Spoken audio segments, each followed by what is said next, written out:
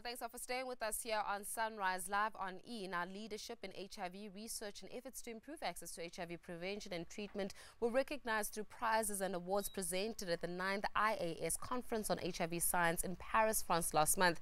The conference is aimed at to find better ways to reduce or even prevent HIV-related illnesses, improve lives for people living with HIV, and also prevent new infections. So joining us in studio to deliberate further in terms of some of those outcomes as well as what we can anticipate, we've got in studio Dr. Marlin Mckay. He attended the conference, and of course he joins us this morning to elaborate further in terms of some of those new developments and also how are we faring when it comes to fighting the fight against HIV and AIDS. Joining our conversation, remember that number to dial is 011 447 1742, alternatively 1620. Dr. Marlin, welcome back. Thank you, Faith. It was a nice time to be in Paris, though, must Very I just nice. say. Yeah, nice weather. The Tour de France ended on the Sunday that the conference started. We were just a few hundred meters away from that. Yeah.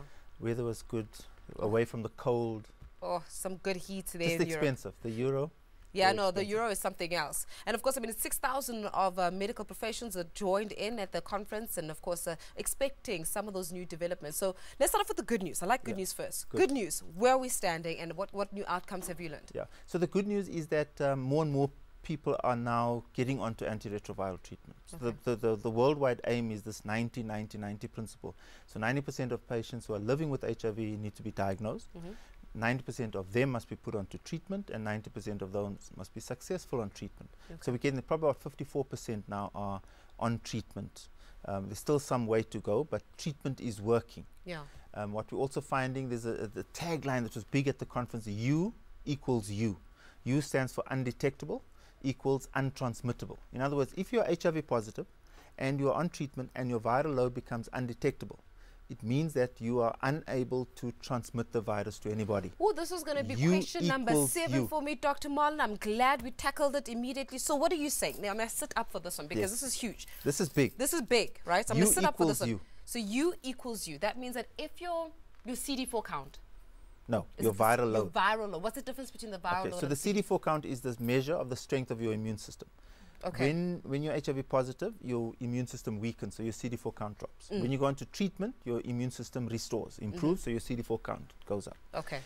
But your level of infectiousness, as it were, the risk of transmission depends on your viral load. So the bigger the viral load, the more infectious you are.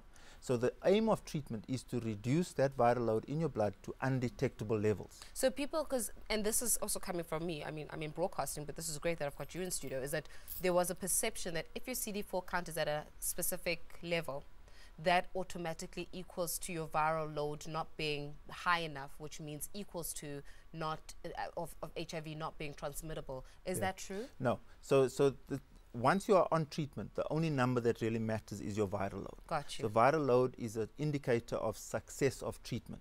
Okay. And so that declines with treatment until you get to a value that's what you call lower than detectable, less than 20, or what the lab would term undetectable. So when we are no longer able to detect any presence of virus in your peripheral blood, which is now the possible, blood test, which is now possible, thanks to antiretroviral drugs. Yeah. So there are many studies, HPTN 052, numerous studies have now proven unequivocally, clearly, that if your viral load is undetectable, you cannot transmit HIV to anybody. I feel like there needs to be like a hand clap at the back of this. Oh, absolutely, absolutely. This is huge. Massive. U equals U. U equals so that was one of the major taglines and messages that came out, and it's a beautiful message. Yeah. But of course, I mean, on the other hand, I mean, we're talking a little bit off air, that there's still the disappointing figure, and Penny and myself and Marco actually mentioned this at the beginning of the show, that 15 to 24-year-olds are still proving to be one of the highest infections, or the category of those that have been infected in South Africa, and KZN still is the province that is leading with the regards to that increase or high infection rates. What's going on there? Yeah, so that is something that's disappointing. So I think South Africa made two big news in those two areas. One was the child that was reported to have been so-called cured or undetectable viral load, a functional cure from HIV, and then of course where the new infections are taking place. So there are pockets of geographical regions where we just are not seem to be making the progress that we would have liked to. And this is incidence in terms of new infections that are still happening in certain areas. And one of those areas, as you mentioned, is rural KZN, where at least 1 out of every 3 or 4 new infections is happening in this particular age group. And that comes down to is it a prevention issue? Is it an education issue?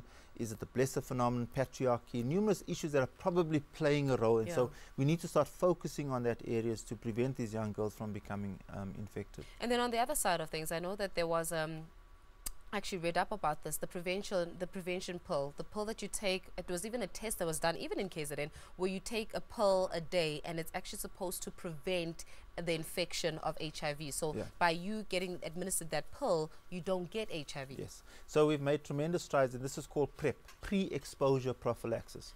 Pre-exposure prophylaxis. Prevention, yes. Okay, so compared it's to post-exposure, that's PEP. Post-exposure is when you've already been exposed, potentially exposed to HIV, and now you take a pill to try and prevent transmission. So this that's is usually given to fact. those who have been victims of rape, etc. For instance, I get you. So this is now before the fact. So you are negative, and you may be exposed. It's almost like taking the prevention pill to prevent pregnancy, like a contraceptive, or going to a malaria area. So you are at risk of becoming infected with HIV in terms of what may happen to you. So you may have a partner who's HIV positive and you are negative. You may have a partner who may not be taking their medication and you want to prevent it. You may be a commercial sex worker and be exposed to HIV. You may be a young girl growing up in KZN and being exposed to HIV.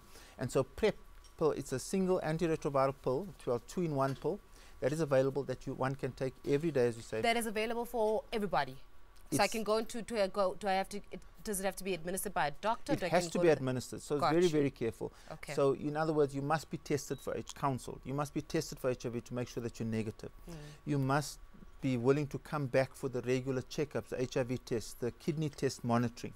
Okay, so it's very, very individualized, and it has to be supervised. So it's not, we are not just handing it out to everybody and just almost like putting it into your drinking water.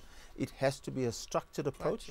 We have to be very responsible about the use of the pill, but it works. Studies have shown that it works. It works as long as you are taking it. If you are taking the pill, and another tagline, power to the people, put the pill in the palm and take it and drink it, and it's a very, very good way of preventing new infection.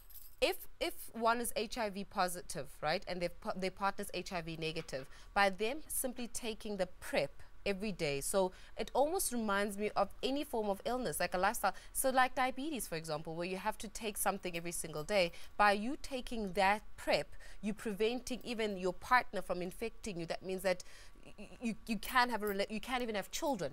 Absolutely, without doing anything major and expensive. Okay. You can protect yourself, and you can protect your baby that will be born, and make sure that your baby will be HIV negative. Sure.